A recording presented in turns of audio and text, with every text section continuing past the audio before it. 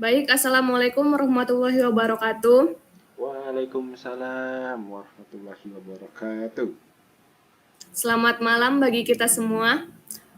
Hari ini, izinkan kami dari kelompok 5 akan mempresentasikan hasil dari mini riset kami yang berjudul Analisis Permasalahan dalam Pembelajaran IPS di SMP 3 PAB Saintis.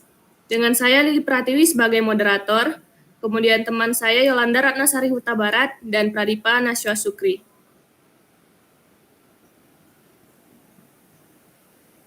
Dalam beberapa tahun terakhir, metode pengajaran di SMP 3 PAB Saintis telah mengalami perubahan ke arah yang lebih interaktif. Guru mulai menerapkan berbagai pendekatan pembelajaran seperti diskusi kelompok, pemecahan masalah, serta pemanfaatan media pembelajaran berbasis teknologi. Pendekatan ini diharapkan dapat meningkatkan pemahaman siswa terhadap materi yang diajarkan. Namun, efektivitas metode pengajaran ini belum sepenuhnya optimal. Masih terdapat kendala dalam penerapannya yang perlu dianalisis lebih lanjut. Permasalahan dalam pembelajaran IPS meliputi penggunaan strategi yang kurang tepat, sehingga siswa merasa jenuh, kehilangan fokus, dan minat belajar menurun. Materi yang terlalu luas dan metode pembelajaran yang monoton juga berkontribusi pada rendahnya partisipasi siswa. Oleh karena itu, penting untuk meninjau sejauh mana ketersediaan sumber belajar dapat mendukung proses pembelajaran IPS di SMP 3 PAB Saintis. Adapun yang menjadi rumusan masalah dalam penelitian kami adalah bagaimana permasalahan yang dihadapi dalam pembelajaran IPS di SMP 3 PAB Saintis, baik dari segi metode pengajaran, keterlibatan siswa maupun ketersediaan sumber belajar. Dan tujuan penelitiannya adalah untuk menganalisis permasalahan yang dihadapi dalam pembelajaran IPS di SMP 3 PAB Saintis, khususnya dari segi metode pengajaran yang telah diterapkan, keterlibatan siswa dalam proses pembelajaran, serta ketersediaan sumber belajar yang mendukung sehingga dapat menjadi dasar evaluasi pengembangan strategi yang lebih efektif guna meningkatkan kualitas pembelajaran IPS di SMP PAB 3 Saintis. Manfaat penelitian ini yang pertama secara teoritis, penelitian ini dapat menambah wawasan dalam bidang pendidikan, khususnya mengenai permasalahan yang dihadapi dalam pembelajaran IPS di tingkat SMP. Dan manfaat praktisnya bagi guru, memberikan gambaran mengenai kendala yang dihadapi dalam pengajaran IPS, serta alternatif solusi yang dapat diterapkan untuk meningkatkan efektivitas pembelajaran dan keterlibatan siswa. Bagi siswa, manfaatnya adalah dapat meningkatkan pengalaman belajar dengan metode yang lebih menarik dan sesuai dengan kebutuhan mereka, sehingga pembelajaran IPS menjadi lebih menyenangkan dan mudah dipahami. Selanjutnya, kajian pustaka akan disampaikan oleh teman saya, Yolanda. Kepada Yolanda, saya persilahkan.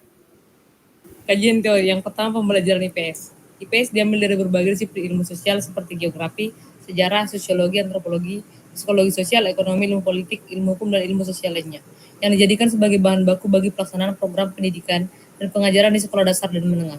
Ilmu-ilmu sosial merupakan dasar dari IPS. Di Indonesia, IPS menjadi salah satu mata pelajaran dari pembaharuan kurikulum SD, SMP, SMA sejak 1975 dan masih berlangsung hingga sekarang. IPS sangat penting diajarkan kepada peserta didik, sebab setiap individu ialah makhluk sosial yang hidup bermasyarakat. Yang kedua, faktor yang mempengaruhi hasil belajar IPS. Hasil belajar siswa dipengaruhi oleh faktor-faktor yang terdiri dari dua faktor, yaitu faktor internal dan eksternal. Faktor internal adalah faktor yang berasal dalam diri individu yang bersangkutan, yaitu keadaan fisik, contohnya seperti disiplin belajar, gaya belajar, motivasi belajar, konsentrasi, dan rasa percaya diri. Sedangkan faktor eksternal merupakan yang berasal dari luar individu yang bersangkutan atau lingkungannya, contohnya keluarga, sarana prasarana, kurikulum, dan lain-lain. Ketiga itu model pembelajaran IPS. Pertama, discovery learning, yaitu di mana siswa diberi kesempatan untuk menemukan sendiri konsep atau fakta melalui eksplorasi dan penelitian. Yang kedua itu problem based learning, yang mengajak siswa untuk menganalisis dan mencari solusi dalam permasalahan sosial yang nyata. Ketiga itu model pembelajaran kooperatif, menjadi salah satu metode yang banyak diterapkan dalam pembelajaran IPS. Dan yang terakhir yaitu project based learning, yang yang memungkinkan siswa untuk menghasilkan proyek berbasis topik IPS. Yang keempat, modul ajar. Modul ajar adalah sejumlah alat atau sarana media, metode, petunjuk, dan pedoman yang dirancang sebagai sistematis dan menarik. Modul ajar merupakan implementasi dari alur tujuan pembelajaran yang dikembangkan dari capaian pembelajaran dengan profil pelajar Pancasila sebagai sasaran. Modul ajar disusun sesuai dengan fase atau tahap perkembangan peserta didik, mempertimbangkan apa yang akan dipelajari dengan tujuan pembelajaran dan berbasis perkembangan jangka panjang. Penelitian relevan. Yang pertama yaitu penelitian dilakukan oleh Suharli John Kenneth tahun 2023. Judul penelitiannya itu permasalahan pembelajaran IPS di sekolah studi multikelas pada SMP dan MTS di Kabupaten Sumbawa. Yang kedua yaitu penelitian dilakukan oleh Nur Fadila, R. Tujana, dan kawan-kawan 2024. Yaitu judul penelitiannya analisis kualitas pembelajaran IPS, evaluasi efektivitas metode, materi dan pengajaran di konteks SMP Unismu Makassar. Yang ketiga yaitu Septi Dwi Putri dan kawan-kawan tahun 2019 yang berjudul problematika guru dalam menggunakan media pembelajaran pada mata pelajaran IPS di Madrasah Hidayah Darussalam Kota Bengkulu. Penelitian relevan keempat yaitu Serniati Jebua tahun 2023 yang berjudul analisis faktor-faktor yang mempengaruhi kesulitan belajar siswa dalam pembelajaran IPS terpadu kelas 7 SMP Negeri 2 Tahem Berua tahun pelajaran 2022-2023. Yang kelima Joko Dery Wulio dan kawan-kawan tahun 2024 yaitu analisis kesulitan belajar siswa pada pembelajaran IPS di SMA Mualimin Ponodadi Blitar. Bab 3 metode penelitian, yaitu yang pertama lokasi dan waktu penelitian. Penelitian ini dilaksanakan di SMP 3 PAB Saintis yang berlokasi di Jalan Kaliserayu Saintis, Kecamatan Percut, Setuan, Kabupaten Deli Serdang. Yang kedua, pemilihan lokasi ini didasarkan pada relevansi penelitian dengan kondisi pembelajaran IPS di sekolah tersebut. Yang kedua, populasi dan sampel. Populasi dalam penelitian ini adalah tenaga pendidik yang mengajar pada mata pelajaran IPS di SMP 3 PAB Saintis. Sampel dalam penelitian ini adalah Ibu Anissa Fitri, SPDM SI, yang merupakan satu-satunya guru di IPS di sekolah tersebut. Teknik pengumpulan data. Observasi langsung yaitu dilakukan secara langsung di SMP PAB 3 Saintis untuk mengamati kondisi pembelajaran IPS. Yang kedua itu wawancara dengan guru IPS dilakukan dengan Ibu Anissa Fitri SPDM SI bertujuan untuk menggali informasi lebih mendalam mengenai permasalahan dan pembelajaran IPS di SMP PAB 3 Saintis.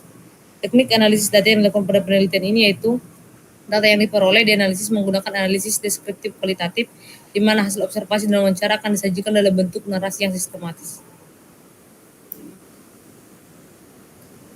Baik, selanjutnya hasil dan pembahasan akan disampaikan oleh teman kami, Pradipa. Pada Pradipa, kami persilakan. Baik, selanjutnya di bab 4 hasil dan pembahasan. Pertama untuk hasil, yang pertama efektivitas metode pengajaran IPS. Guru IPS di SMP 3 PAB Saintis menggunakan model pembelajaran problem based learning atau PBL dalam mengajar. Menurut guru, metode ini cukup efektif karena memungkinkan siswa untuk berpikir kritis dan memecahkan masalah sendiri. Namun, tantangan utama dalam penerapan metode ini adalah kurangnya partisipasi aktif dari semua anggota kelompok, di mana hanya sebagian kecil siswa yang aktif, sementara yang lainnya cenderung pasif dan kurang berkontribusi. Yang kedua, keterlibatan dan motivasi belajar siswa. Hasil wawancara menunjukkan bahwa beberapa siswa memiliki motivasi belajar yang rendah, yang menyebabkan kurangnya keterlibatan mereka dalam pembelajaran IPS. Guru mengungkapkan bahwa dalam metode PBL seringkali hanya beberapa siswa yang aktif mengerjakan tugas kelompok, sementara yang lainnya cenderung berbicara sendiri atau bermain handphone.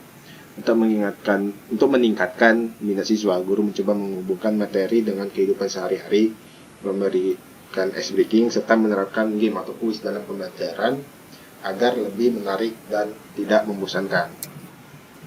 Yang ketiga, ketersediaan sumber dan media pembelajaran. Guru menyatakan bahwa modul atau bahan ajar yang digunakan dalam pembelajaran IPS sudah cukup memadai. Namun kendala yang dihadapi adalah keterbatasan media digital seperti Infocus. Di sekolah tersebut hanya tersedia satu Infocus untuk digunakan bersama oleh 17 kelas. Sehingga dalam beberapa kesempatan guru harus mengajar tanpa menggunakan media digital yang dapat mengurangi efektivitas pembelajaran.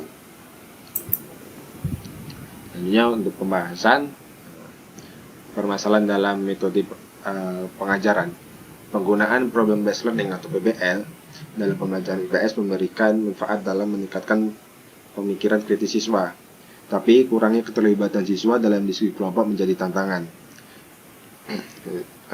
Yaitu ada penelitian dari Dr. dari Waluya di tahun 2004. Untuk mengatasi tantangan ini, guru dapat menerapkan strategi seperti pembagian tugas yang lebih spesifik dalam kelompok serta penggunaan reward system untuk meningkatkan partisipasi siswa dalam pembelajaran. Selanjutnya, keterlibatan dan motivasi siswa dalam pembelajaran IPS. Motivasi belajar siswa dalam mata pelajaran IPS di SMP 3 PAB Saintis masih tergolong rendah. Hal ini diperparah dengan kecenderungan siswa untuk tidak fokus dalam kelas, sebagaimana ditemukan dalam penelitian Wijaya di tahun 2024 yang menunjukkan bahwa rendahnya minat belajar siswa terhadap IPS disebabkan oleh metode pengajaran yang monoton dan kurang interaktif. Sehingga perlu ada tambahan pendekatan seperti pemberian penghargaan bagi siswa yang aktif, serta penggunaan metode Project Based Learning atau PJBL untuk melibatkan siswa dalam proyek nyata yang relevan dengan kehidupan mereka. Selanjutnya, kendala dalam ketersediaan media dan sumber belajar. Keterbatasan media digital dalam pembelajaran IPS di SMP 3 PAB Saintis menjadi salah satu kendala utama yang mempengaruhi efektivitas pengajaran. Menurut penelitian yang dilakukan oleh Citra di tahun 2019, media pembelajaran yang kurang memadai dapat menghambat pemahaman siswa terhadap materi IPS. Guru di SMP 3 PAB Saintis mengalami keterbatasan dalam penggunaan fokus yang seringkali tidak tersedia karena harus dipakai bergantian dengan kelas lain. Sebagai solusi, sekolah dapat mengupayakan pengadaan media pembelajaran tambahan seperti whiteboard interaktif atau penggunaan teknologi yang lebih sederhana seperti video pembelajaran melalui perangkat yang tersedia di kelas.